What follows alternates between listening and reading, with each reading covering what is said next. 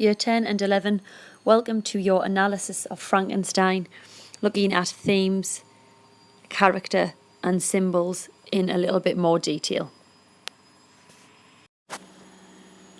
The pursuit of knowledge is at the heart of Frankenstein.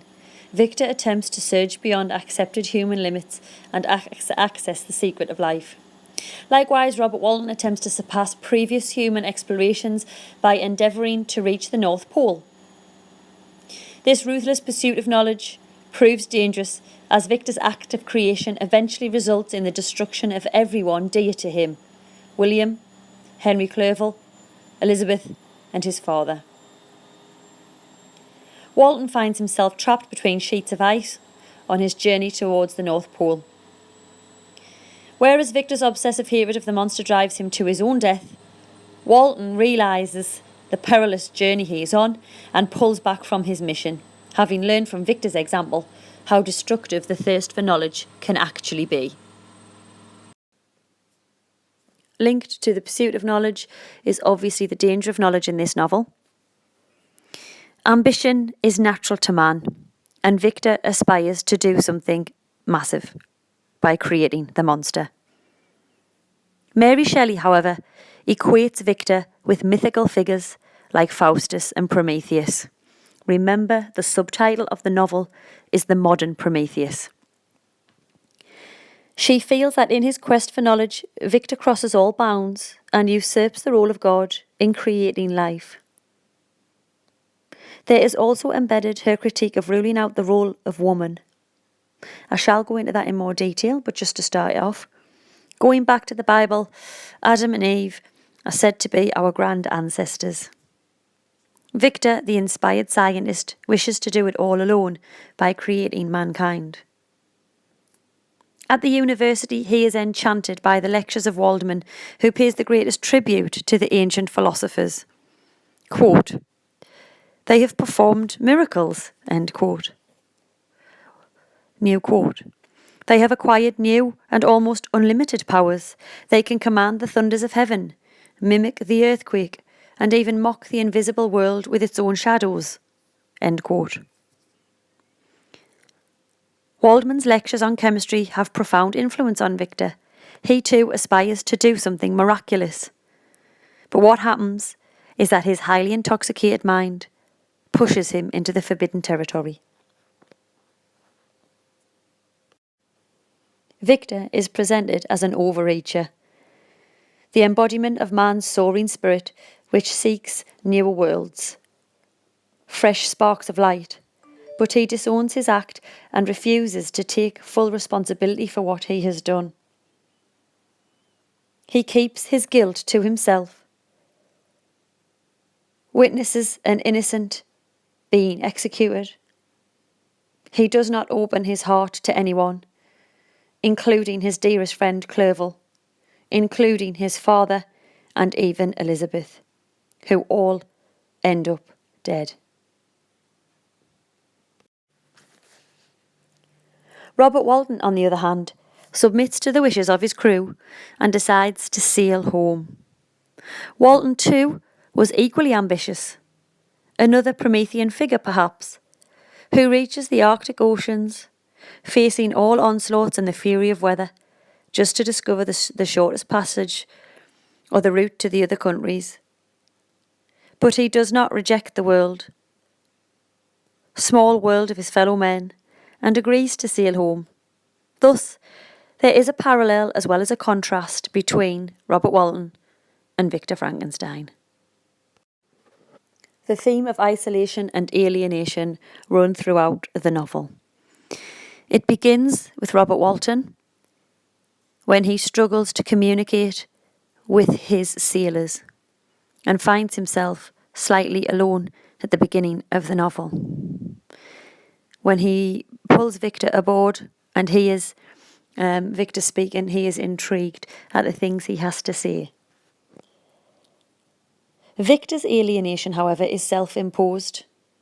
He does not share his thoughts and ideas with anyone: Henry Clerval, his father, Elizabeth. Nobody. He works on the project of the monster alone, completely cut off from human life and human existence, and he completes his project in his workshop, which he then abandons. All his fear, horror and agony gnaw at his heart and mind, yet he still cannot open up to anyone. He is embroiled in a trap of his own creation. He witnesses the tragic execution of Justine, and once again chooses to be aloof and cut off. Creates the she-monster and tears it up before it can be animated. From this point, his isolation gets intense, as it is accompanied by a threat, when the monster threatens to be with him on his wedding night. Also, the first evidence of this threat is the murder of Henry Clerval, and later of Elizabeth herself. He loses his father. He tries to explain his case to the magistrate, who hardly believes his story. But now, he is totally ruined, bankrupt of feelings and emotions. The only thing that takes hold of him is revenge. Another example when he chooses to isolate himself is in his eternal pursuit of the monster, and he ends up as a dead man on a vessel.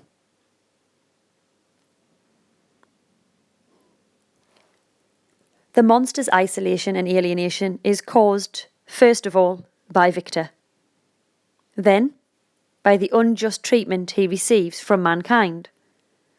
At no stage in the novel is he a welcome guest. He is treated as a monster and beaten up. His hideous shape and appearance frighten all. Even when he tries to befriend some, he seeks domestic bliss, but is rejected by people. In fact, he is isolated from the very moment he is created. And after getting a full self-education and trying all means to get sympathy and love from society and people, he becomes a rebel and truly demonic. Therefore, it is his loneliness, his isolation, and then miserable treatment he receives from all those who tries to befriend that turns him truly into a monster. He demands a female exactly like him, as deformed as he is, explains his isolation. He knows that he will not be accepted by the society. Quote, "I am alone and miserable. Man will not associate with me, but one as deformed and horrible as myself would not deny herself to me. My companion must be of the same species and have the same defects. This being you must create." End quote. An unjust society. The treatment the monster receives is a huge example of this. He is alone. He seeks love and friendship and finds solace even when he sees the Felix-Safi relationship. He helps them by bringing piles of dry wood, which he places at their door at night. This very family gives a very rough treatment to the monster. Earlier in the village, boys stoned him and villagers drove him out. He saved a small girl from drowning, but instead of any reward, he is punished. He is shot because he has deformities and an ugly appearance.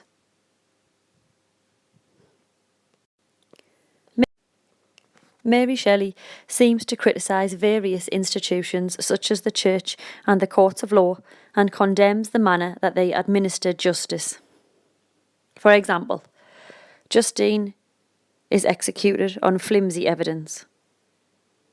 Safi's father was condemned to death for no crime at all, but that he was a Muslim. And when Felix appears and confesses his guilt, he is imprisoned for about 5 to 6 months. The court confiscates all their property and exiles the family. They find a miserable cottage in Germany where they spend all their days. Returning to the monster, his monstrousness is the direct result of the injustices inflicted on him by all those whose friendship he has tried to seek.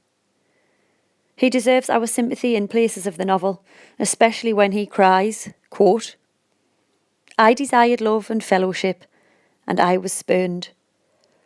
Was there no justice in this? Am I to be thought the only criminal when all humankind sinned against me?" End quote. Mary Shelley is very clear on her view that monsters are not born, but they are made. The natural world and Shelley's use of nature is evident throughout the novel. After the deaths of William and Justine, Victor is full of depression and heads to the mountains to lift his spirits.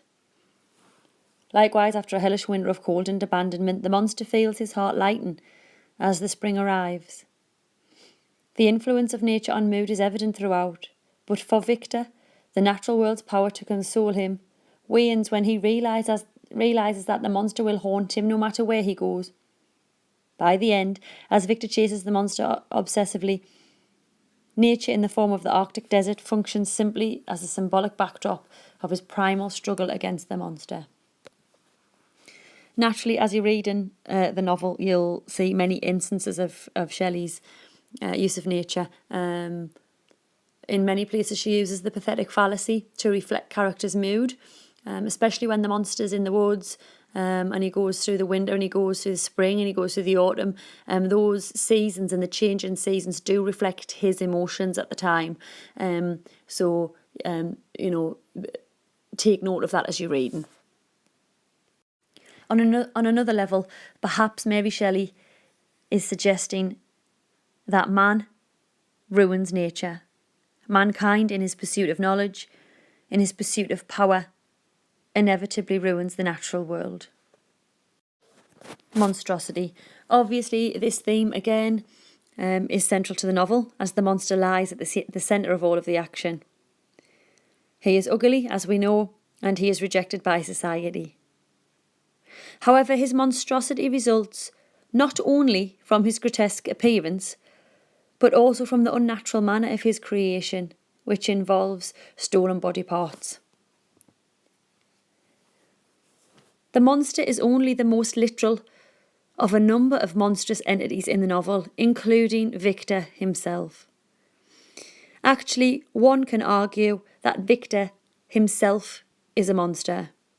His ambition and secrecy and selfishness alienate him from society. He may be the true monster because he is consumed by an obsessive hatred of his very own creation. And it is this hatred that is reflected on the monster himself. Texts also play a big part in the novel. The monster finds a leather satchel in the woods, and one of the books inside the satchel is Paradise Lost by John Milton. In order to understand the link between Paradise Lost and Frankenstein, obviously we need to know a little bit about Paradise Lost, which obviously you can research on the internet. But briefly, when we first meet Adam and Eve, they have been given limited knowledge. They are in a blissful state of naivety. They are nude and are unashamed. As the first man and woman, they have been given control of all the creatures of the earth. They know not of temptation, as they have been given all that they need. However, as the tale progresses, we find our characters becoming more curious. In a dream, Eve is whispered to by Satan the bounty of a forbidden tree, a tree which bears the fruit that they have been warned not to eat. When visited by the angel Raphael, Adam is full of questions. He desires to know more. Raphael tells him of the creation of the universe and man. Adam's hunger is still not satisfied, and Adam asks of Earth's place in the universe. Raphael, in his wisdom, advises Adam to leave such knowledge to God, We learn of Adam's earliest memories, the creation of Eve. Raphael again bears warning to Adam, telling him that love should not imply subjection. This is quite the foreshadowing, as Satan returns to Eve in the form of a serpent. In a more direct manner than before, he tempts and flatters her. He argues to her that the fruit of the tree of life makes on as the gods. Ultimately, Eve eats the fruit. Our first link to Frankenstein there then is that Victor obviously has this thirst for knowledge and wanting to know more, and so does Adam. Also, another example of the thirst for knowledge is actually the monster himself.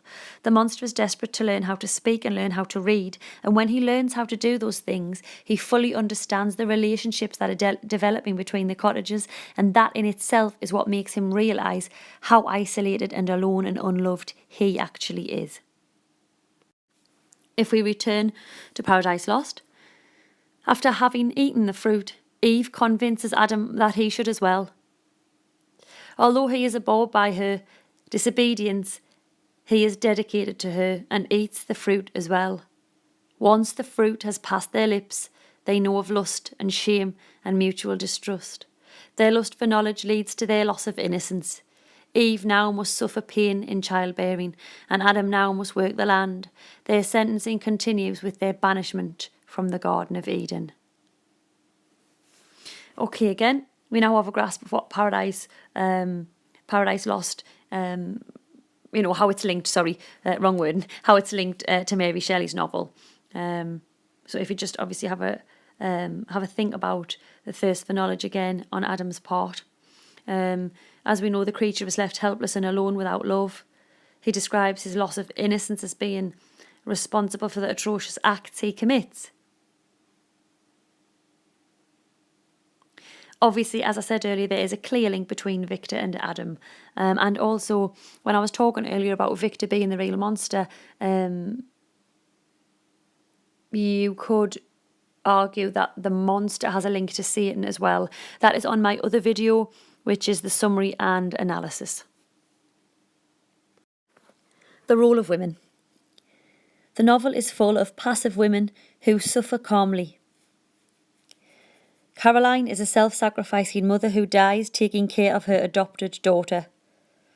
Justine is executed for murder despite her innocence. The creation of the female monster is aborted by Victor because he fears being unable to control her actions once she is alive. Elizabeth waits, impatient but helpless, for Victor to return to her, and she is eventually murdered by the monster. You could argue that Mary Shelley renders her female characters so passive and subjects them to such ill treatment in order to call attention to the obsessive and destructive behaviour that Victor and the monster exhibit. Quote, "What could not be expected in the country of eternal light," end quote, asks Robert Walton, displaying a faith in and optimism about science. In Frankenstein, light symbolises knowledge, discovery and enlightenment. The natural world is a place of dark secrets, hidden passages and unknown mechanisms. The goal of the scientist is to reach light. The dangerous and more powerful cousin of light is fire. The monster first experiences with a still smouldering flame reveals the dual nature of fire. He discovers excitedly that it creates light in the darkness of night, but also that it harms him when he touches it. The presence of fire in the text also brings to mind the full title of Shelley's novel, Frankenstein, the Modern Prometheus. The Greek god Prometheus gave the knowledge of fire to humanity and was then severely punished for it. Victor, attempting to become a modern Prometheus, is certainly punished.